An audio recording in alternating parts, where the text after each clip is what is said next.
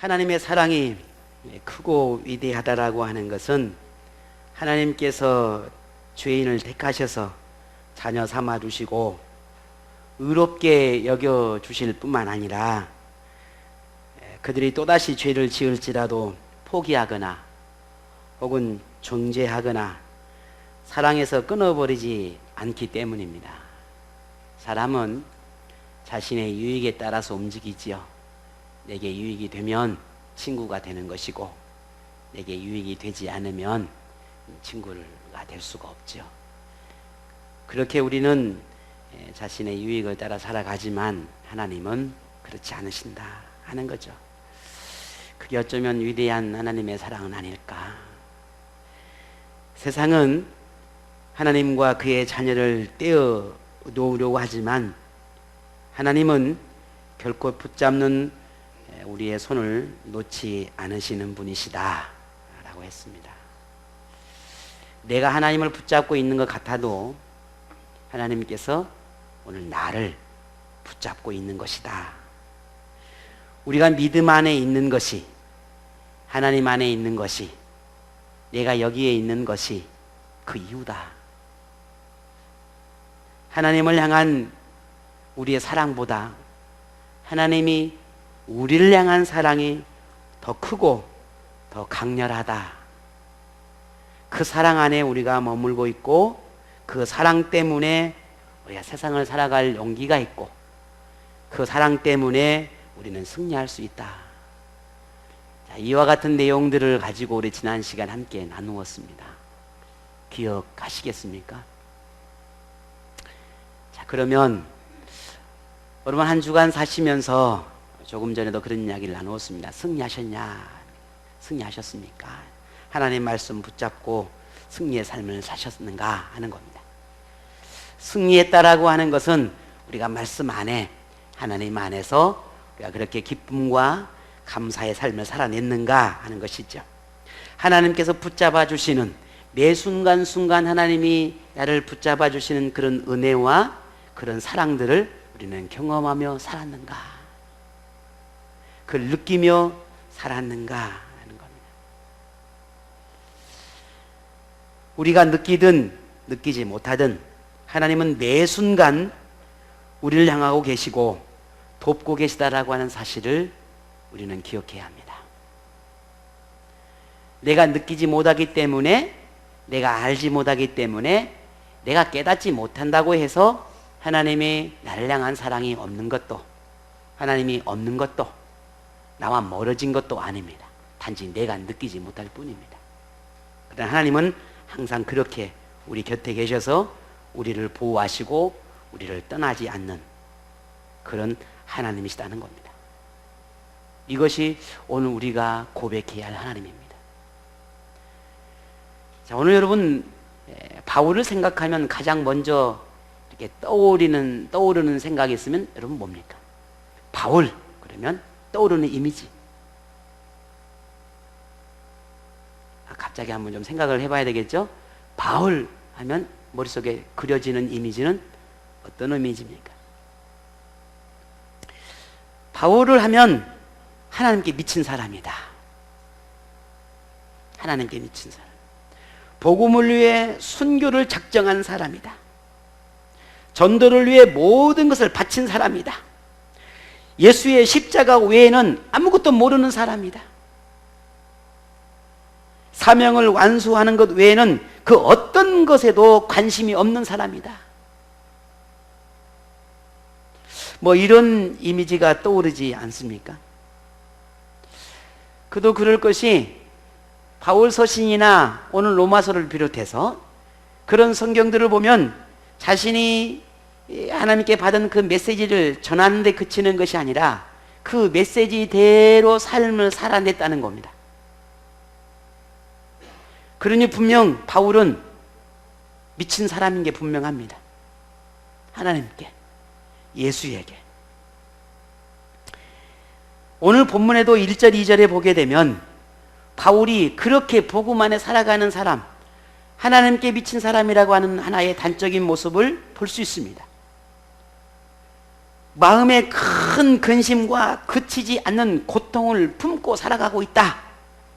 그렇게 표현하고 있습니다. 도대체 뭐가 그렇게 마음에 큰 근심이 있고 그렇게 큰 고통이 있는 것일까?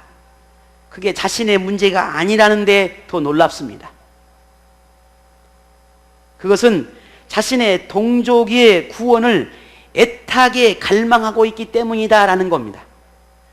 자신의 동족인 이 유대인이 구원을 받고자 하는, 구원을 받게 하기 위한, 구원을 받기를 바라는 그 간절함이 이 바울에게 근심이 되고 고통으로 다가왔다라는 겁니다. 오늘 본문 3절을 볼까요? 나의 형제 곧 골욕의 친척을 위하여 내 자신이 저주를 받아 그리스도에게서 끊어질지라도 원하는 바라 그랬습니다. 나의 형제, 나의 자신의 민족, 유대인들 혹은 자신의 육체의 친척들, 그 모든 사람들이 하나님 앞에 구원받기를 원한다는 겁니다. 그런데 그러지 못하는 모습을 보니 가슴이 아프고 근심이 되고 고통으로 다가온다는 겁니다. 바울이 이토록 그런 자신의 민족과 주변의 사람들, 유대인들을 보면서 안타까워하는 것은 조금 전에 말씀을 드린 것처럼 바울이 깨닫게 된 그 복음, 바울이 만난 그 예수, 그 복음의 진리를 그들이 받아들이지 않기 때문이라는 겁니다. 바울 역시 유대인 출신이지요. 바울이 예수를 만나기 전에 그들과 똑같은 삶을 살았었습니다. 하지만 예수를 만난 후에부터는 그는 분명 달라졌지요. 하나님께서 주시는 구원이 지금까지 알고 믿어왔던 유대교의 전통을 통해 얻을 수 없다라는 고하 사실을 깨닫게 되었다는 말입니다. 오직 하나님의 은혜, 오직 예수 그리스도를 믿는 그 믿음으로만 구원을 받을 수 있다라고 하는 이 진리를 바울이 깨닫게 된 것입니다. 바울은 이 진리를 이방인뿐만 아니라 자신의 민족도 듣고 믿기를 너무너무 간절히 바라지만 유대인들은 바울이 전하는 그 메시지를 받아들이지 않습니다. 복음을 받아들이지 않습니다. 그냥 복음을 받아들이지 않는 것으로 끝나는 것이 아니라 오히려 바울을 향해서 배교자다 그렇게 말합니다. 그리고 바울을 향해 핍박하고 고난을 주고 시련을 주고 그렇게 모욕하고 심지어 미쳤다, 정신 이상자 취급을 하기까지 했습니다. 바울이 전도자의 삶을 살면서 힘들고 참 많은 어렵고 많은 고통의 시련들을 만나게 되는데 그 삶을 보게 되면 그런 시련과 환난을 만남 속에서 가장 힘겨웠던 순간은 뭐냐면 이방인 때문이 아니었습니다. 오히려 그를 잘 아는 유대인들 때문이었습니다. 누구보다 이해할 것 같고 누구보다 잘 알 것 같은 그 유대인들 같은 한 민족이, 자신의 민족이 바울을 가장 힘들게 했고 가장 괴롭혔고 가장 고통을 많이 주는 사람이었습니다. 그럼에도 바울은 그런 유대인이 복음을 받아들이고 구원 얻기를 누구보다 염원하고 있다는 겁니다. 이런 바울의 마음이 얼마나 간절한지는 그의 고백 속에서, 그 한마디 속에서 우리는 충분히 알 수 있습니다. 그게 뭡니까? 내가, 내 자신이 어떻게 저주를 받아서 그리스도에서 끊어질지라도 나는 유대인들이, 내 민족이 하나님을 믿고 예수 그리스도를 구주로 믿기를 원한다. 이 한마디 속에 바울의 모든 간절함이 다 들어있습니다. 자신의 민족과 같은 유대인의 일가 친척과 주변의 이웃을 향한 그 애절한 사랑과 구원을 받기를 바라는 그 마음이 얼마나 뜨거운지를 이 한마디 속에서 충분히 알 수 있다는 말입니다. 참 어쩌면, 어떻게 하면 이런 마음을 가질 수 있을까? 어떻게 하면 저들이 구원을 받을 수 있다면 내가 죽어서라도, 저들이 구원받기를 원하는 그런 마음이, 어떻게 하면 그런 마음이 생겨날 수 있을까? 여러분 어떻습니까? 그만큼 바울이 복음으로만, 하나님으로만 산다는 그런 반증이 아니겠습니까? 어떻습니까? 우리는 우리 주변에 믿지 않는 가족이나 친구나 이웃들을 바라볼 때 오늘 바울과 같은 그런 뜨거운 마음이 일어납니까? 믿음이 약하여서 그렇게 흔들리는 우리 공동체의 가족들을 보면서는 또 어떤 생각이 들어집니까? 내가 가르치는 아이들, 내가 양육해가는 우리 청소년들, 내가 기도하고 양육한 우리 처소 식구들, 그들을 보면서 믿음 안에 서 있지 못하고 하나님 안에 있지 못하는 연약하고 부족한 그들을 바라볼 때 우리는 어떤 마음이 듭니까? 그러려니 그럴 수 있지, 충분히 이해가 돼. 그렇습니까? 안타까워하고 애타는 마음이 있는가? 라고 묻는 겁니다.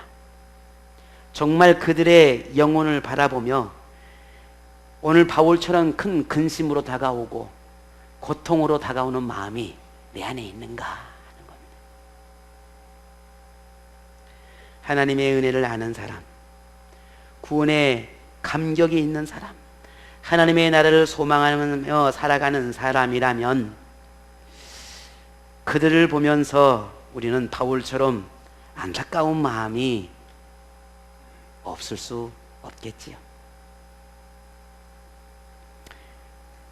그런데 오늘 우리는 전도를 말하면서 오히려 그런 세상의 사람이나 믿음이 없는 그들을 바라보면서 그들의 요구를 따라가고 세상에 동화되어 가는 우리의 모습들을 종종 보게 됩니다. 세상의 요구를 들어주고 그들의 편에 설 때에 전도의 길이 열리지 않겠느냐고 생각하는 사람들이 참 많습니다. 어떤 면에서는 맞는 것 같지만 그러나 그것은 꼭 맞는 것만은 아닙니다. 만일 그것이 전도의 길을 여는 비결이었다면 바울도 그런 방법을 선택했을 것입니다. 그리고 우리에게도 바울이 그렇게 그 방법을 요구하고 그렇게 전도를 해갈 수 있도록 우리에게 가르쳐 줄 것입니다. 하지만 성경의 어떤 가르침도, 전도에 대한 바울의 어떤 요구도 이와 같은 가르침은 단 한 군데도 없습니다. 오히려 바울은 더 복음으로 조금도 타협이 없이 오히려 더 고집스럽게 복음을 택하고 복음으로만 전하는 모습을 보게 됩니다.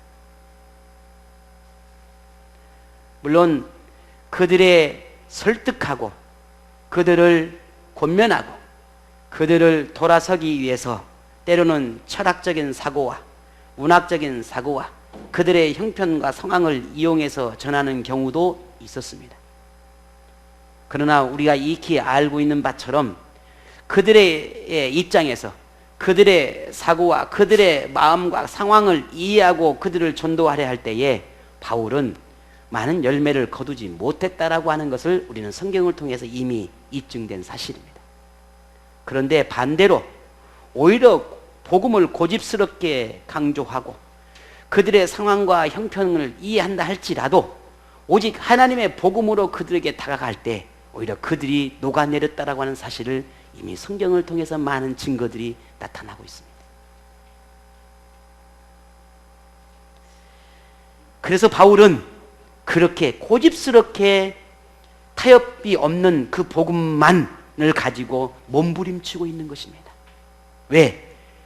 그래야만 그것이 유일하게 세상을 복음화시키는, 유일하게 그들에게 복음을 전할 수 있는 방법이라는 것을 바울이 알게 되었기 때문입니다. 전도로 세상을 열어가는 비결은 하나님을 알지 못하는 그들을 이해하고 관용은 필요합니다. 하지만 타협이 필요한 것이 아닙니다. 전도는 기도와 영혼을 향한 간절한 마음이 필요하지 그들과 같아져서는 안 됩니다. 전도는 온전한 헌신과 희생이 필요하지 적당함을 오히려 방해가 될 뿐입니다. 전도는 신앙생활에서 간절한 염원으로 다가와야 하는 오늘 우리 그리스도인, 하나님의 자녀인 우리에게는 사명입니다. 너나 혹은 특별한 은혜를 경험한 사람의 고유 영역이 아니라 우리 모두의 사명이라는 겁니다. 우리 옆에 분에게 이렇게 이야기합시다. 전도합시다. 네. 아이고, 또 뭘 그런 걸 또 그냥 전도해야 합니다. 이거 우리의 사명이죠. 이건 옆에 교회나 아니면 작은 교회나 아니면 이제 개척한 교회나 은혜가 충만한 사람의 영역이 아니라 이 땅에 이 세상에 존재한 모든 하나님의 교회의 사명입니다. 하나님의 사랑을 우리가 알고 있습니다. 그러니 전도해야 하는 것입니다. 십자가의 은혜를 알고 있습니다. 그러니 전도해야 하는 것입니다. 하나님의 나라를 소망을 두고 살아가는 오늘 우리입니다. 그러니 전도해야 하는 것입니다. 하나님을 정말 오늘 우리가 사랑한다면 멋있게 고백할 수 있어야 합니다. 어떻게? 여러분, 오집사님, 우리 일아빠를 정말 사랑한다면 멋있게 고백해야 되겠죠. 어떻게 고백하셔야 되겠어요? 이 왼수야, 그건 아니잖아요. 우리가 진정으로 하나님을 사랑한다면 우리는 멋있는 사랑의 고백을 할 수 있어야 합니다. 그 사랑의 고백이 전도로 드러나는 것입니다. 내가 만난 하나님이 얼마나 사랑스러운지, 내가 만난 예수 그리스도의 그 복음이 얼마나 놀라운지, 내가 예수 만나고 살아가는 삶이 얼마나 큰 은혜와 사랑이 충만한 삶을 변해가고 내 삶을 송두리째 바꾸었는지 그 사랑의 고백을 나눌 수 있어야 합니다. 그 이야기를 나눌 수 있을 때 그게 정말 우리가 하나님을 사랑한다는 증거입니다. 다시 고백하십시다. 전도하십시다. 네.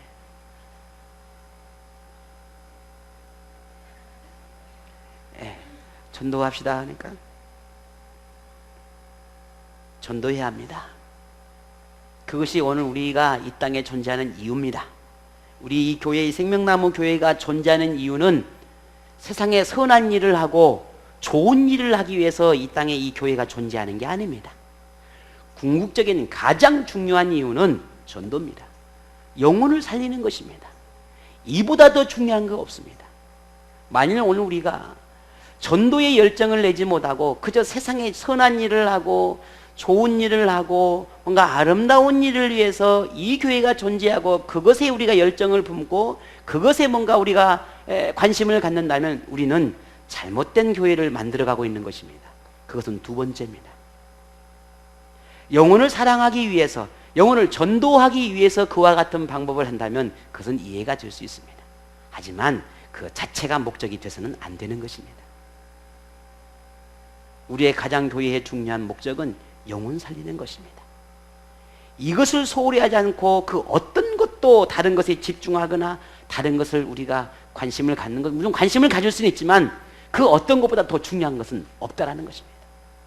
그러므로 우리 생명나무 공동체가 조금만 더 전도의 열정을 가지고 사람 살리는 이 사역을 함께 감당해 갈 수 있는 오늘 우리 모두가 되어기를 부탁을 드립니다.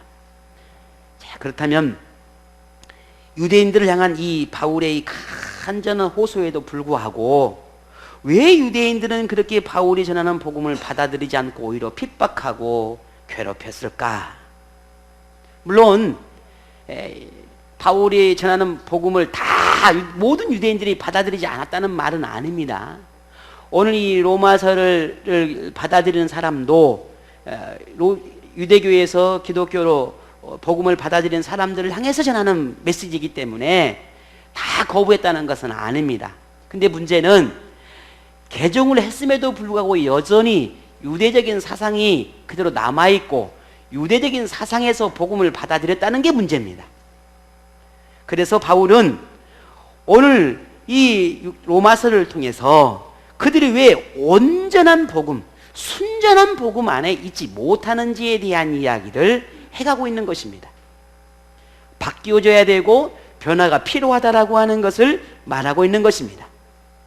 또한 그 이외에 로마서를 받아들이는 로마에 있는 그리스도인뿐만 아니라 그 외의 유대인들도 왜 너네들이 이 복음을 무시하고 거부하고 받아들이지 못했는지 그 이유를 밝히고 있는 것입니다. 우리는 로마서뿐만 아니라 바울 서신의 전체적인 분위기 가운데 유대인들을 실수와 허물들을 지적할 때 크게 우리는 두 가지로 지적하고 있다는 것을 발견할 수가 있습니다. 하나는 선민의식이라는 것입니다. 민족의식입니다. 유대인이라고 하는 민족의식을 지적하고 또 하나는 율법적 신앙입니다. 율법적 신앙, 율법적 이 신앙을 잘못되었음을 지적하는 이 두 가지의 큰 핵심이 있습니다. 근데 바울이 이 두 가지의 가장 잘못된 실수, 허물들을 지적하는데 오늘 본문도 역시 동일한 그 부분을 지적하고 있다는 겁니다. 이 말은 로마에 있는 그리스도인들이 복음을 받아들였음에도 불구하고 여전히 이 잘못된 사상을 버리지 못하고 있다는 사실이 그것을 지적하고 있는 겁니다. 그게 뭘까? 오늘 본문에도 이렇게 이야기하고 있죠. 오늘 본문 9절, 4, 5절입니다. 오늘 18절까지 다 읽어야 되는데 오늘 5절까지만 읽었습니다. 오늘은 설교 내용은 18절까지 다 내용을 볼 것입니다. 자, 4, 5절에 보게 되면 이렇게 시작하죠. 그들은 이스라엘 사람이다. 그들에게는 양자됨과 영광과 언약들과 율법을 세우시는 것과 예배와 약속들이 있고 주상들도 그들의 것이요 육신으로 하면 그리스도가 그들에게서 낫다 그랬습니다. 뒤에 쭉 이어가고 있죠. 자, 여기서 어떤 의미냐? 분명 유대인들이 지금 현재 유대인들의 조상은 구약의 이스라엘 민족이라는 겁니다. 그리고 하나님께서 이스라엘 민족을 선택했을 때에 그들에게 특별한 특권을 부여했는데 그게 아브라함의 후손이 되어줄 뿐만 아니라 양자됨, 하나님의 자녀 삼아 주셨고 하나님의 영광이 늘 그들 가운데 함께 하였고 말씀과 율법을 그들에게 주었고 하나님을 만나는 그러한 예배와 제사를 통해서 그들과 만남을 가지셨고 그리고 수많은 그 후손들에 대한 민족에 대한 수많은 약속의 말씀들을 주셨다라는 것입니다. 그 중에 이 이스라엘이 가장 하나님의 영광의 민족이 되었던 것은 그 육신의 후손 가운데 누가 태어났다는 것입니까? 그리스도가 태어났다는 것입니다. 그런 엄청난 하나님의 특권과 영광을 누리는 그 민족이 지금 현재 유대인이었다는 것입니다. 그런데 그랬음에도 불구하고 그 하나님의 모든 뜻들을 거슬렀다는 거예요. 그런 모든 하나님의 주시는 은혜들을 배척했다는 것입니다. 그런데 그것을 놓고 바울이 계속해서 복음을 통해서 그 잘못을 지적하고 깨닫기를 원했지만 이 역시도 받아들이지 않았다라고 하는 것을 지적하고 있는 것입니다. 자, 그러면 오늘 바울이 묻는 겁니다.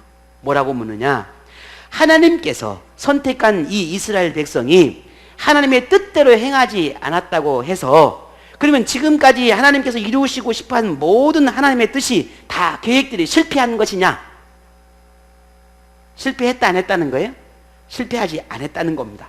왜냐하면 하나님은 언제나 스스로 계획을 세우고 스스로 그 뜻을 이뤄가고 절대적인 주권을 가지고 인류를 향한 모든 구원을 계획을 하나씩 다 이루어 가셨다는 겁니다. 그 말은 비록 하나님께서 이스라엘 백성들을 선택해서 그 모든 구원의 역사를 이루어 가기는 하셨지만 그러나 그 모든 이루어가는 과정 속에서 이스라엘 백성들이 유대인들이 하나님의 뜻을 제대로 이해하지 못해서 허물이 드러나고 잘못이 드러나고 죄악들이 드러났음에도 불구하고 하나님은 그 가운데서도 하나님의 뜻과 계획들을 이루어 가셨다라는 겁니다. 그리고 하나님이 그런 주권을 가지고 하나님의 뜻을 어떻게 이루어 갔는지에 대한 그 예증들을 7절에서 13절에 통해서 하나씩 하나씩 논증해 가고 있습니다. 자, 이스라엘 조상인 아브라함, 그리고 그의 아들인 이삭, 이삭의 쌍둥이 아들 중에인 둘째인이 야곱, 이 아브라함과 이삭과 야곱이라고 하는 유대의 조상인 그들을 통해서 하나님께서 어떤 일들을 행하셨는지, 그리고 그들을 통해서 어떻게 뜻을 이루어 가셨는지에 대해서 논증해 가는데, 예를 들어서 이렇다는 겁니다. 하나님께서 아브라함을 선택해서 내가 너로 인해서 하나님의 민족을 만들겠다라고 약속을 했다는 겁니다. 근데 그 당시 그 약속이 이루어질 때에는 아브라함에게는 자식이 없었습니다. 그래서 그의 종을 통해서 이스마엘을 얻어서 아브라함은 이스마엘을 통해서 하나님의 민족이 이루어질 거라고 생각을 했습니다. 그러나 하나님은 그렇지 않았어요. 아니, 나는 너의 리브가의 몸에서 태어난, 리브가가 아니죠, 사라잖아요. 왜 아무 말도 안 해요? 알았다, 그런 줄 알고 사라의 몸에서 태어난 아들을 통해서 나는 내 민족을 만들 거야 라고 약속을 했다는 겁니다. 그러나 그것을 아브라함도 사라도 확신할 수가 없었어요. 하지만 하나님은 그 약속을 지켰죠. 그 약속의 아들이 누굽니까? 이삭이었어요. 그것이 하나님의 뜻을 이루어가는 하나의 예증이라는 거예요. 또 하나 말해줄까? 라고 바울이 말합니다. 그 다음에 누가 나옵니까? 이삭의 아들인 예서와 야곱이 나와요. 그 당시에 문화적으로나 전통적으로 보게 되면 모든 그 혈통을 이어가는 사람은 누구냐면 장자예요. 그 장자가 누구예요? 예서의 야곱이에요? 예서였습니다. 그래서 이삭은 예서가 자신의 혈통을 이어가기를 바랬어요. 여러분이 잘 아시는 것처럼 뭐 털이 어떻고 하고 축복을 해주고 말고 막 그런 이야기들이 쫙 있잖아요. 그런데 야곱이가 예서의 모든 축복을 아니잖아요. 이삭이 축복해주는 그 모든 축복을 예서를 대신해서 야곱이가 다 받아버렸단 말이에요. 그러면 그것이 야곱이가 간사해가지고 그리 했느냐? 아니라는 겁니다. 그 속에서도 하나님의 뜻이, 하나님의 계획이, 우리가 모르는 계획이 거기 안에 있었다라는 겁니다. 이것을 봤을 때 하나님은 세상의 전통이 어떻고 혈통이 어떻고 뭐 문화가 어떻고 그래서 그렇게 사람들은 이야기하지만 하나님은 그렇지 않다. 분명한 계획과 뜻을 가지고 하나님은 주권을 가지고 그렇게 하나하나 선택하고 이루어가신 하나님의 능력이 거기 안에 있었다라고 하는 것을 바울이 말하고 있는 겁니다. 이렇게 바울은 이러한 과거의 조상들 아브라함이나 이삭이나 야곱이라고 하는 이 족장들의 이야기를 짧게 말을 하면서 하나님이 지금 현재 유대인들을 지금까지 이끌어오는 모든 이스라엘의 그 역사 속에서 그렇게 자신들이 생각하는 선민의식, 나는 유대인 혈통이야, 우리 가문은 전통 유대인 집안이야 라고 생각해서 하나님은 나를 구원해 주실 거야 라고 생각하는 그러한 잘못된 오해에서 비롯되어지는 그런 선민의식들이 잘못되었다라고 말하고 있는 겁니다. 그것 때문에 너희를 구원해 주고 그것 때문에 너희를 선택하고 그것 때문에 하나님께 너희에게 은혜를 베푸는 것이 아니라 내가 선택하고 내가 부르고 내 뜻에 의해서 선택한 그들을 하나님의 자녀로 인정하고 그들에게 하나님의 은혜를 베풀고 그들에게 하나님의 계획을 이루실 것이라는 겁니다. 그러한 주장을 오늘 본문 9장 8절에 이렇게 정의하고 있습니다. 곧 육신의 자녀가 하나님의 자녀가 아니요, 육신의 자녀라 하면 그런 혈통이나 유대인 출신의 자녀가 하나님의 자녀가 아니요, 오직 하나님의 약속, 오직 약속의 자녀가 씨로 여김을 받느니라 하는 겁니다. 그리고 11절에 이렇게 말하죠. 그 자식들이 아직 나지도 아니하고 무슨 선이나 악을 행하지 아니한 때에 택하심을 따라 되는 하나님의 뜻이 행위로 말미암지 않고 오직 부르시는 이로 말미암아 서게 하려 하사라고 했습니다. 여기서 하나님은 뜻에 의해서 부름을 받은 자, 하나님께서 원하셔서 부름을 받은 자, 누구? 야곱을 말하는 것입니다.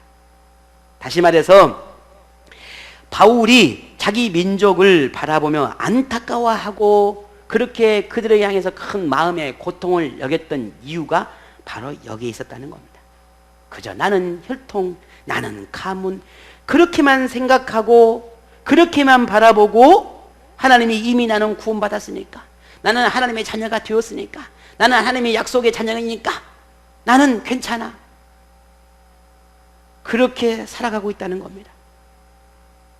그런데 바울은 한마디로 이렇게 말합니다. 아니야, 그것 때문에 너희를 구원받을 수 있는 게 아니야. 내가 너희로서 왜 이렇게 근심하고 고통스럽게 하나님 앞에 구하고 있는 줄 아는가? 당신은 그것 때문에 그것이 하나님께 구원받을 것 같지만 하나님은 그것 때문에 너희를 멸망시킬 거라는 거예요. 예수를 믿지 않는 너희들, 그것 때문에, 그런 선민의식 때문에 예수를 배척했고 죽이기까지 했는데 그것 때문에 너희는 멸망할 거라는 겁니다. 그래서 안타까워하고 그래서 고통스러워하고 있는 것입니다. 그걸 깨지 못하고 그걸 버리지 못하기 때문에.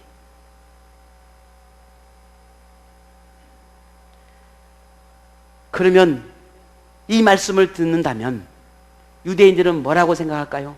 야, 바울아, 그러면 6,000년 전에 아브라함을 불러가지고 우리를 하나님의 민족으로 선택하고 그래서 그의 후손을 하나님의 민족으로 이렇게 선택해서 민족을 만들겠다 하나님이 약속했는데, 그러면 하나님이 그 약속을 이행하지 않는 게 아니냐? 이미 처음부터 약속을 했는데 그 약속을 지키지 않는 것이니 하나님이 그 약속을 파기한 게 아니냐? 그러면 그게 불의한 것이지 그게 불의하지 않다고 말할 수 있겠느냐? 하나님은 약속하면 평생 지키는 분이라며. 그 잘못된 게 아니냐? 라고 반문할 수가 있다는 겁니다. 그럼 바울이 그 물음을 던지는 것입니다. 그래서 하나님은 불의한 분이냐? 불의한 분이 아니다. 아니다. 왜냐하면 하나님이 약속을 파기한 것이 아니라 누가 약속을 파기한 것이니까? 유대인들이 약속을 파기한 것이니까. 하나님이 약속의 백성은 하나님의 선택에서 하나님 말씀 안에 있는 이들이 하나님의 자녀이지 내 생각과 내 마음대로 하나님을 믿는 것이 하나님의 자녀가 아니라는 말입니다. 내가 그런 가문에 살고 있으니까 내가 구원받을 거라고 생각하는 것은 그건 약속의 자녀가 아니라는 겁니다. 그래서 본문 15절에 하나님께서 모세에게 하셨던 말씀을 인용해서 이렇게 이야기하고 있는 겁니다. 모세에게 이르시되 내가 긍휼히 여길 자를 긍휼히 여기고 불쌍히 여길 자를 불쌍히 여기리라. 내가 선택한 그 백성을 하나님의 자녀라 하는 것이지 내가 하나님 앞에 내가 자녀라고 믿고 확신한다고 해서 그게 하나님의 자녀가 아니라는 겁니다. 하나님께서 아브라함과 이삭과 야곱을 선택할 때도 그렇게 혈통이나 능력이나 혹은 하나님께 만족할 만한 그런 어떤 충분한 조건이 있어서 하나님의 자녀라 그렇게 선택하지는 않았다는 거죠. 하나님께서 긍휼히 여길 자에게 은혜를 베푸시고 한 세대가 하나님의 선택을 입었다고 해서 그 다음 세대까지 똑같은 은혜로 똑같은 하나님의 구원의 역사가 임하는 게 아니라는 말입니다. 그래서 16절에 이렇게 말하는 겁니다. 그런즉 원하는 자로 말미암도 아니요 다름질을 하는 자로 말미암도 아니요 오직 긍휼히 여기는 하나님으로 말미암느니라. 이게 바로 하나님의 주권적인 선택, 하나님의 주권적인 구원하심에 대한 가르침이 여기에 있습니다. 유대인들은 이것을 이해하지 못한 것입니다. 하나님의 누구를 선택하든 혹은 선택에서 제외하든 그것은 하나님의 고난이라는 것입니다.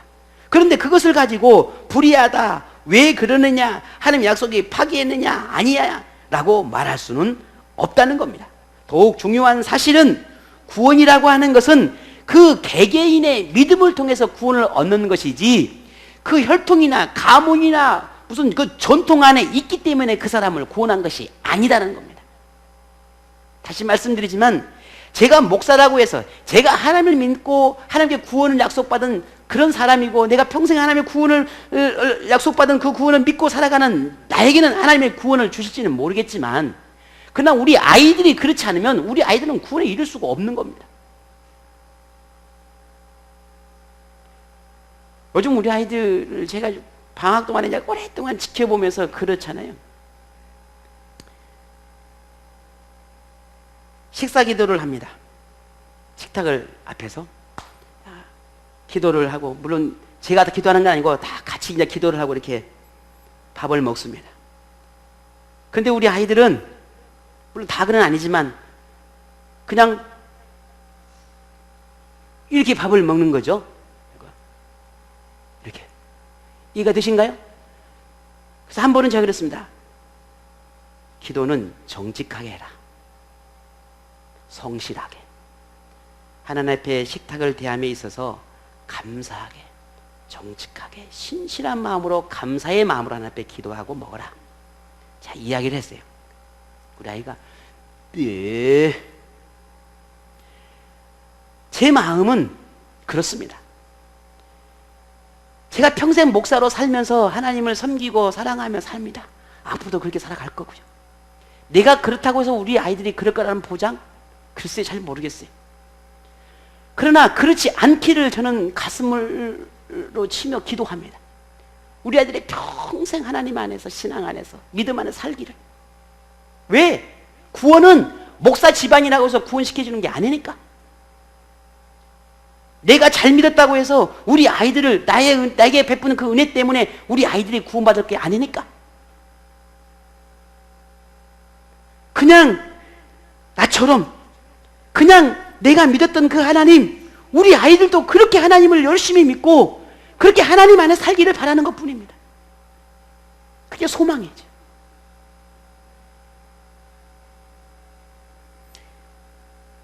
유대인들이 그렇게 믿었다는 겁니다. 우리 조상이 아브라함이고 믿음의 후손이고 가문이고 우리 아버지가 그것 때문에 구원받는 게 아닌데 유대인들은 그렇게 믿고 있었으니 바울이 가슴을 칠 수밖에 없었다는 겁니다. 그럼에도 하나님의 이 진리를 깨닫지 못하는 유대인들, 하나님의 선택을 입은 하나님의 자녀임에도 이를 인정하지 않는 유대인들, 예수님을 메시아로 보내주셨음에도 불구하고 믿음으로 받아들이지 못하고 죽이기까지 했던 유대인들, 그러면서도 여전히 자신은 하나님의 백성이라고 자처하면서 약속의 민족이라고 믿고 있는 이 어리석은 동족인 이 유대인들을 보면서 바울은 애끓는 심정으로 복음을 바르게 이해하고 믿음으로 고백하기를 호소하고 있다는 겁니다. 오늘 우리에게도, 오늘날 그리스도인들에게도 이와 같은 동일한 문제들이 드러나고 있습니다.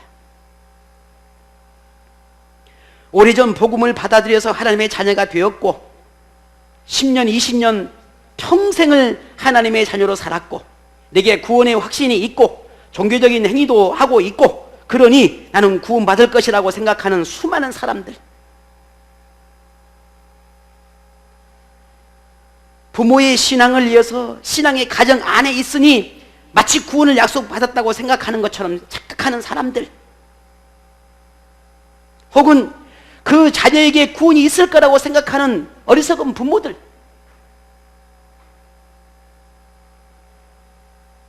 바울이 근심하고 고통스럽게 바라보는 유대인과 다를 게 뭐가 있겠냐는 거예요. 저는 오늘 이 시대가 너무 복음의 메시지가 쉽게, 얕게 그저 사람들에게 위로나 격려나 아니면 듣기 편안하게 그렇게 선포되어지는 메시지도 중요하겠지만, 그러나 일주일에 한 번만큼이라도 우리의 속사람을, 우리의 영혼을 뒤집어 엎는 시간이 필요하다고 생각을 합니다. 저는 그 시간이 이 주일이라고 생각을 합니다. 왜? 뒤집어 엎어야 돼. 뒤집어 엎지 않으면 우리는 죽어요. 이번 여러분 태풍 보십시오. 저 엄청난 바다를 누가 뒤집어 볼 수 있겠습니까? 이 어마어마한 이 불덩이 같은 이 대지를 어떻게 식힐 수 있겠습니까? 하나님이 아니면 불가능합니다. 많은 사람들이 호수로 물을 뿌려고 대지를 식혀보려고 얼마나 애를 씁니까? 베레벨 방법으로 다 이 무더운 여름을 해결해 보려고 이러면 얼마나 애를 많이 쓰셨습니까? 한 방이면 끝납니다. 하나님께서 한 번 비 내리니까 한 방이면 끝나버리잖아요. 별로 감흥이 없네요. 여름에 시원하게 에어컨 밑에서 지금 저기 편하게 지내셔서 그런가요?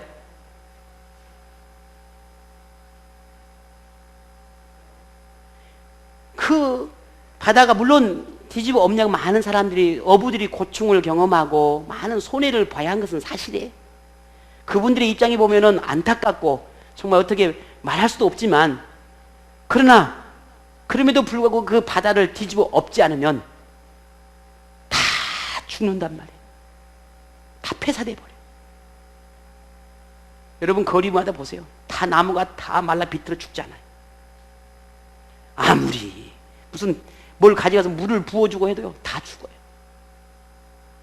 그러나 보세요. 하나님이 내려준 비 한 방울에 모든 대지가 다시 푸르름을 만들어 갑니다. 어떻게 가능하겠습니까? 우리가 살 수 있는 것은 편안하고 그저 듣기 편한 하나님의 메시지가 아니라 나를 뒤집어 엎는 영적인 은혜의 메시지가 필요한 시대라는 겁니다. 오늘 말씀이 우리 박사님, 귀 있는 자가 들어야 합니다. 귀 있는 자가 듣는 거예요. 하나님의 자녀됨에 확신이 있음에도 하나님의 자녀로 살지 못하고, 하나님의 영광이 임하였음에도 불구하고 하나님의 영광을 드러내지 못하고, 하나님의 말씀을 듣고 깨달았음에도 순종하지 못하고, 하나님께 예배의 행위는 있지만 신령과 진정으로 들으지 못하고, 하나님의 약속의 말씀은 여전히 유효하나 그 약속을 소홀하게 여기고, 신앙의 대를 잇는 축복을 받아 누리고 있지만 복음의 정신을 잃어버린 가정들, 하나님은 어떻게 하시겠습니까? 바울의 외침, 바울이 안타까워 여기는 마음이 바로 여기에 있습니다. 오늘 우리에게 물어야 합니다. 오늘 우리 자신에게, 예수님을 구주로 믿지 않는 나의 형제들, 일가 친척들, 내 가족들, 이웃들을 바라볼 때 나는 어떤 마음인가? 그들을 바라보며 바울과 같은 마음이 있는가? 언젠가는 예수님을 영접할 때가 올 거야.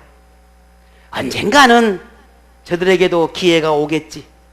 그저 막연하게 생각하며 안일하게 방관하는 태도는 결코 하나님이 원하시는 하나님의 뜻이 아니라는 겁니다.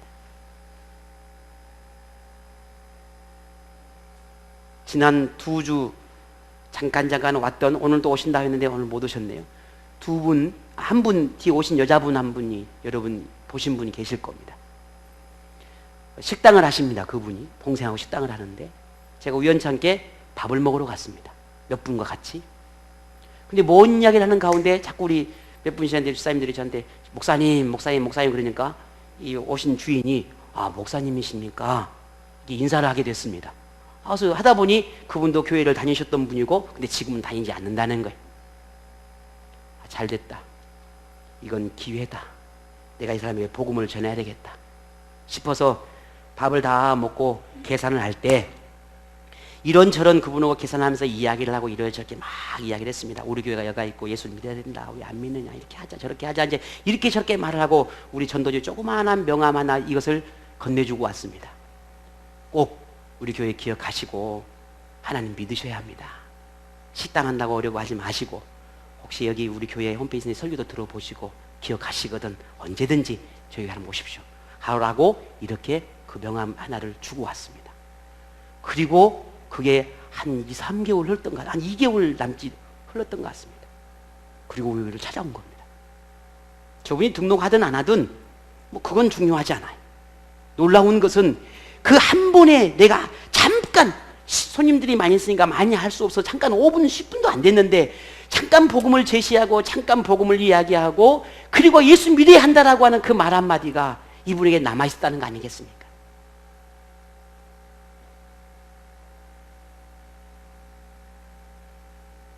하나님을 알지 못하는 이웃들, 믿고 낙심한 그들을 바라보고 우리가 안타까워하는 마음이 있냐는 거예요. 예수를 믿어야 한다고 붙잡고 그렇게 안타까운 심정으로 복음을 전해야 되지 않겠냐는 거예요. 그냥 언젠가는 믿겠지, 언젠가는 돌아오겠지, 언젠가는 잘하겠지. 그것은 결코 하나님이 원하지 않습니다. 바울처럼 안타까워 여기며 그들의 영혼을 위해 기도하고 복음을 전할 수 있는 그런 결단들이 오늘 우리에게 일어나야 하겠습니다.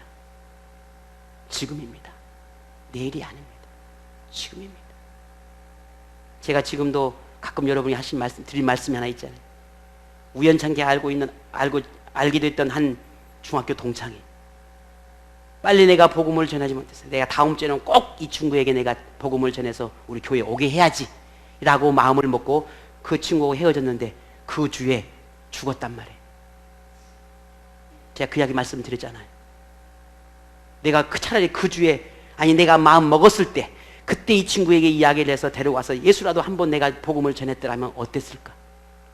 그게 지금도 제 머릿속에 너무너무 많이 남아요. 그 주에 죽을 줄 누가 알았겠냐고. 새파랗게 젊은 친구가. 지금입니다. 내일이 아니에요.